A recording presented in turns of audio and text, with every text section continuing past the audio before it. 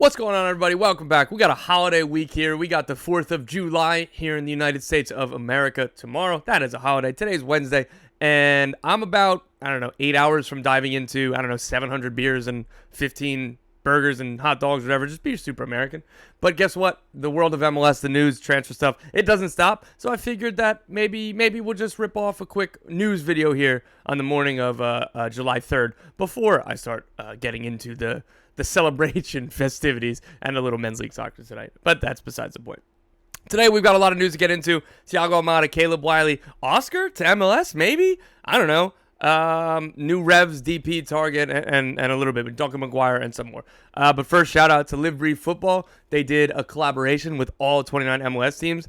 I want all of it. Just kind of randomly was given to San Diego one. And I like it because it's a little bit muted on the front. But then the back is out of control. Shout out LBF, the legend. Support good people doing good work. Anyway, with that, let's get into some news.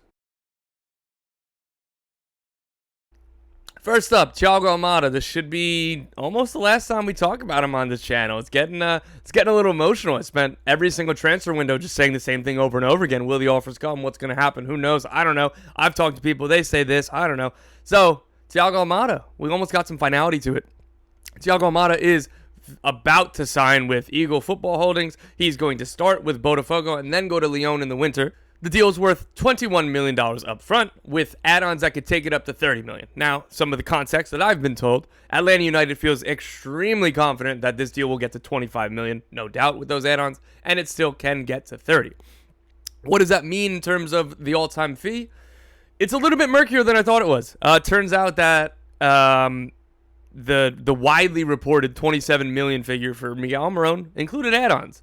And I was told not all of those add-ons hit. Some of them did. So Miguel Almiron is still the league record sale. I don't know if it's all the way up to $27 million. So Thiago Almada at $21 million up front. That is the most upfront money, guaranteed money an MLS club has ever gotten for a player. And it is likely that it could be a new league record. The only two that are ahead of it right now, again, is Miguel Almiron, where we don't exactly know where that number falls now, somewhere probably around 25 or 27, whatever it is. And also Alphonso Davies, which is $22 million. All of those add-ons hit, but so that's why he's second ahead of Almada. There's some add-ons in the John Duran transfer to Aston Villa that could take it to 22. I don't know if those have hit or anything. But anyway, right now, Thiago Almada is the third biggest outbound transfer in MLS history. The 23-year-old had 26 goals and 24 assists in 81 appearances. He was an MVP finalist in 2023 and the first active MLS player to win the World Cup, not MLS Cup. I'm going to bring up some of his stats. It just shows how excellent he is. And yes, I usually use FBref, but for some reason, FBref wasn't letting me go to any player pages this morning. And I stopped short of throwing my laptop out the window, so that's a win for me. But anyway, usually we use FBref, and they have more, but FootMob. These are laid up nice here. Here are some stats. So for me, my immediate pivot is kind of, what does this mean for his time in MLS? Overall, I think it's a very big success. He was an MVP finalist in 2023. He had some insane moments on the field with this club. He helped them win games. They didn't win any trophies under Thiago Almada, but they were relevant. They were fun. They were good. Like, they were not bad. This season, he hasn't been all that great, but still, he's got, several top-level highlights. Like, this kid is insanely talented. He was signed for an MLS league record $16 million, and he's leaving for, again, $21 million up front. And that's underwhelming, if I had to be honest, particularly where we were talking in the winter, where we were talking last summer, everything else. But with the add-ons, like, this could be a very, very good deal. Again, if they get up to 25, and if the add-ons surpass the league record fee, it's a huge success. It is fair to think about maybe there could have been more, but all of this is out of Atlanta's control. They can't come up with offers that aren't coming in, right? How many clubs in the world can pay $30 million up front? How many of those clubs are going to MLS to pay $30 million? None of them, right? Like, so I understand their points. I've spoken to GMs and technical staffers around the league, and that was kind of the thing. They were like, look, like, he's extremely talented. Like, he's probably worth it, if he was playing in Brazil or playing for a lower European team. But it's like there's just a small list of teams that spend $30 million on players, and none of them do that in MLS, and that's on us to keep raising the profile of this league. Hell, you look at Alphonso Davies. His was 14 million up front. That was a different time in MLS. Again, it was 5-6 years ago. Now, Jesus, 5 years ago. So, like, these things will keep growing. So this Thiago Almada, if he goes to Lyon and has a lot of success, the same way that Alphonso Davies did at Bayern and everything else, these prices keep going up. And the proof of concept keeps going up. So, Thiago Almada now, but maybe the next person, maybe that can get up to 30 million one day. But right now, this is kind of more or less the best that they could do. I'm, like, a little bit, again, confused. I've said it a couple times. I don't mean to be, I'm not being disrespectful to Botafogo. It's more about how I feel about Thiago Almada, and I think that he's good enough to go to Lyon right now. And I think that about a lot of teams for him in Europe. But he'll go to Botafogo for a little bit, go to the Olympics, and then head to Europe. Next up, Caleb Wiley. Sources told me, I broke this news over the weekend while getting ready for a wedding, which was super fun. Caleb Wiley, Chelsea are in advanced talks with Atlanta United to sign the American left back. No deal is done here. The talks are advanced. He would immediately go on loan to Strasbourg. What I was told are these talks are in the region of 6 to 8 million. And again, with no deal struck, that is a very fluid number. I'm just trying to give you the ballpark, and please don't kind of hang me with it if it's, 8.5 or if it's 5.8, something like that, right? If it's just outside the window. But that's kind of the best I've got for you right now. And we haven't had kind of the price out there. The 19-year-old made 30 second team appearances for Atlanta United too in like USL Championship and stuff. And, more than 80 for the first team. He's 19 years old. He's already got 2 caps with the national team. He's coming out like on that April. His debut was outside of a window, so that happened. But like right now, I think he's done everything he can do in MLS. He's developed. It's been really great to watch him grow, to watch him kind of take this chance and sprint away with it. He took his time in like not pushing for moves. Like there have been several bids rejected in the past. For Caleb Wiley, he's long been on the radars of European clubs just because of his excellence with the U.S. youth national teams and his athletic metrics. Like teams look like it's like with Cade Cowell. Everybody in Europe knew about Cade Cowell during his time with the youth national teams. So I like this timing. I think it makes sense right now. Like at some point you risk stagnating. How much more can he do with this team? Like again, I think it wouldn't be disastrous for his career if he was still here for another year, but I think the timing's right now. And I really like that he's going to Strasbourg and not direct to Chelsea and we'll figure it out later, or you'll play some of the U21s when you go to the Olympics and then maybe we'll sort a loan after that. Like, no, like they have the plan of going directly to Strasbourg. I think the French league will suit him well. He needs to continue improving his defending like any other young left back, particularly for somebody who was a winger for a while. Again, like most modern fullbacks start as wingers and then at some point you just move back. It's like Brian Reynolds with FC Dallas. So I really like this fit. I really like this. Like, this is another really positive story for development and moving a player on with an MLS. Like, it's not quite the level of Aiden Morris because Aiden Morris won 2 trophies with the Columbus Crew before he went abroad. But kind of the same thing here with Caleb Wiley. Got the chance to start at left back, took it, ran with it. Coaches trusted him. He earned that spot. He earned those minutes. He earned the chance to keep developing. And he was in a team that there's a lot of pressure in Atlanta. He was in a team that means a lot, that we're trying, that there was always pressure there. So I really like this move for all parties, and well done to Caleb Wiley for his development and Atlanta United for this. This is something that they don't really get enough credit for. They've brought through a couple players like this. Again, George Bello, I know his career abroad hasn't quite worked out. They've taken the swings on Ezekiel Barco and Thiago Almada and some other young players. So this, like, while first and foremost, this is a win now team. This is a team that's judged by trophies, judged by wins. They also haven't overlooked youth development, and I think that's something that's worth commending. Next up, Duncan McGuire. Duncan McGuire has rejected the last contract proposal from Orlando City, and his focus is once again on a European transfer this summer. Again, I've been reporting on this for the better part of 6-7 months now.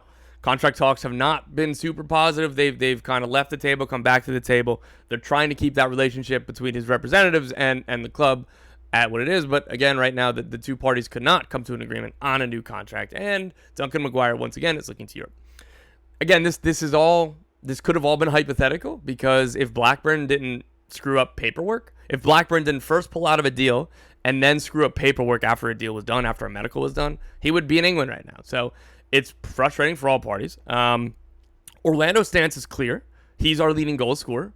We want to build around him. These contract talks are because we see him here long term. We want him to be paid better because he's on his rookie deal, which is as small as it can get. So he is under team control for a couple years, but they want to give him a new contract to keep him happy, keep him long term.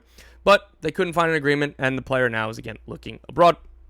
He's 23 years old. He's their leading scorer again. He's been the bright spot over the last 2 years. Again, obviously last year was much, much better than this year. Again, like Orlando's stance is they don't want to sell him. They want to keep him. They said that in the winter as well. And then the bids that they ended up getting accepted by Blackburn. I don't know if that's jaded them or not, but they want to keep him. They want to keep their leading scorer. They hope to salvage the season. We'll see what happens when the offer comes, if that resolve gets tested or not, but that's Duncan McGuire.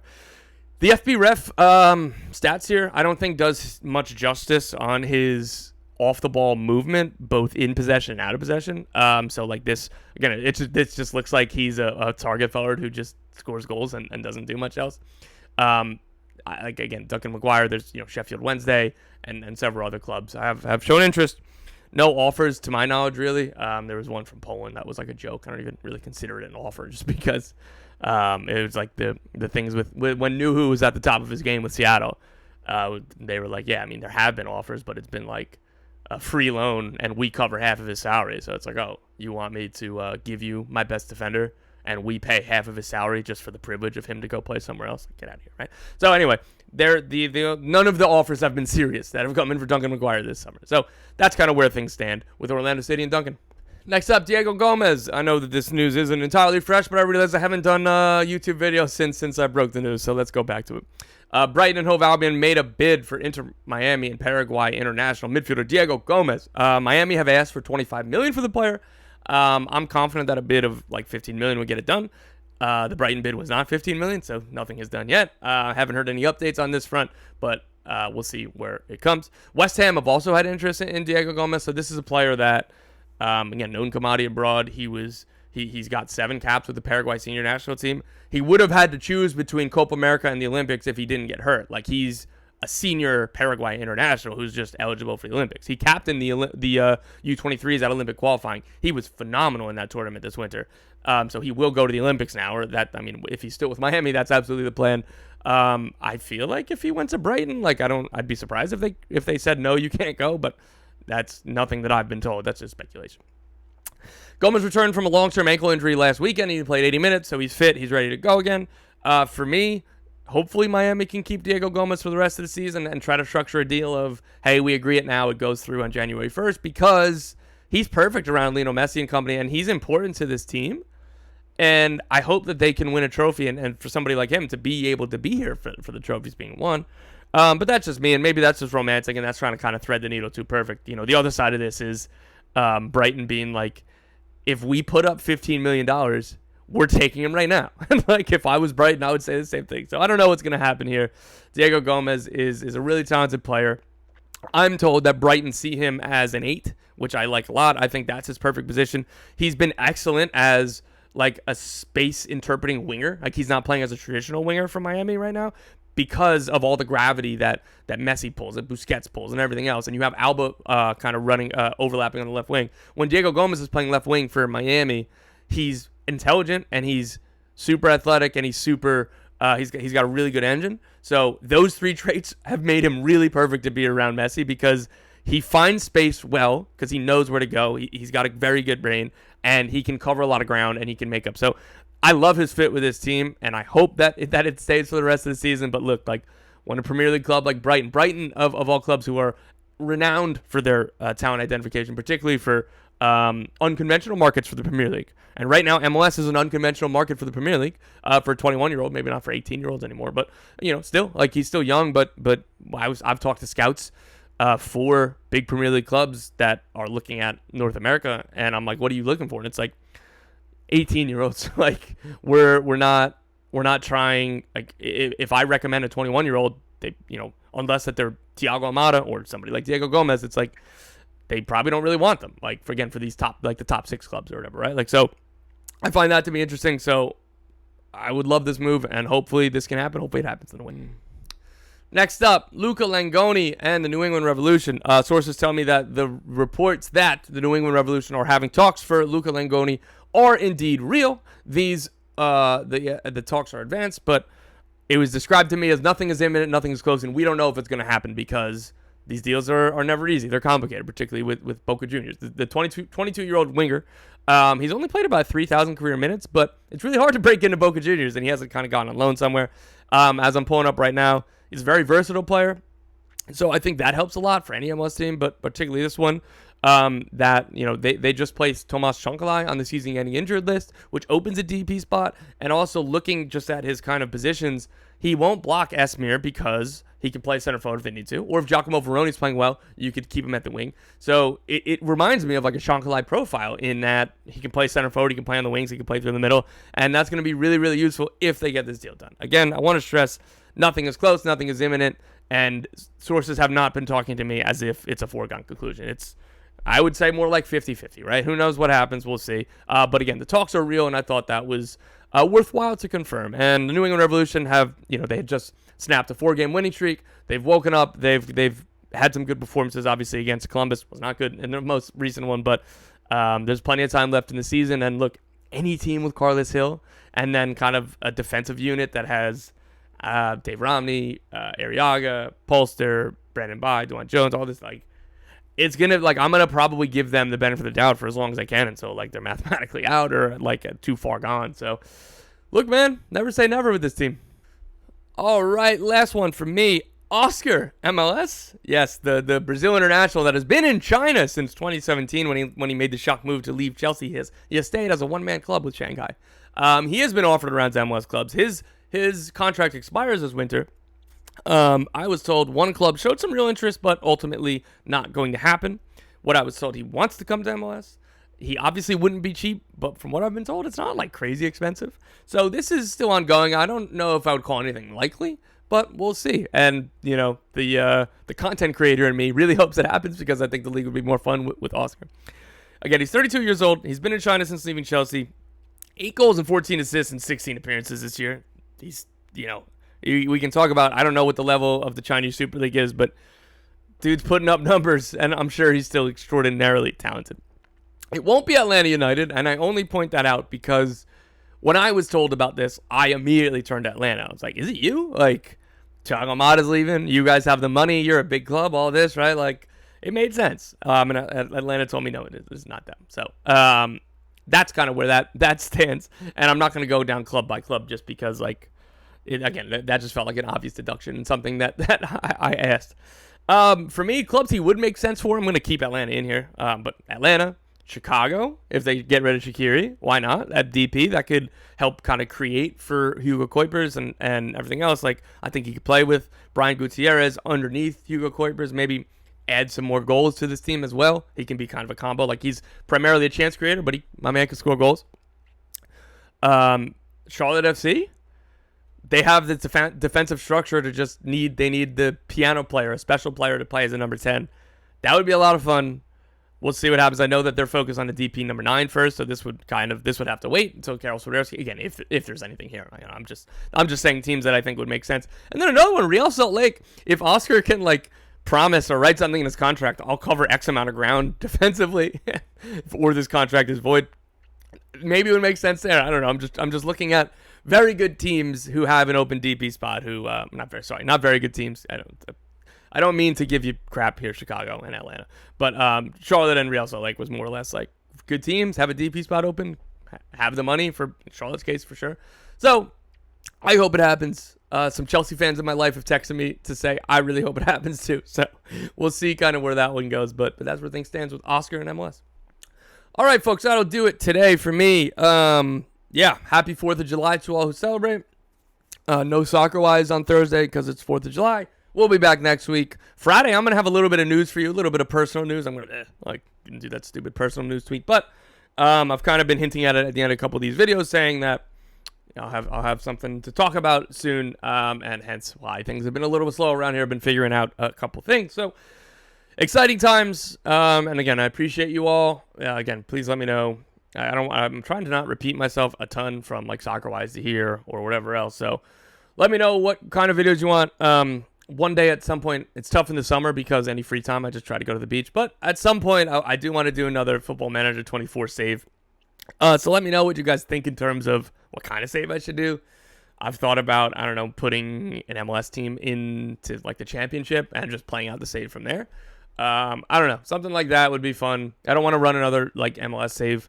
I did that already. Again, I know I only got one season in with New York City FC, but I don't know. I think it'd be more fun to kind of put them abroad, or hey, maybe just sign MLS players or something silly. I don't know. We'll figure it out. You guys let me know if you have any ideas. You can be more creative than me.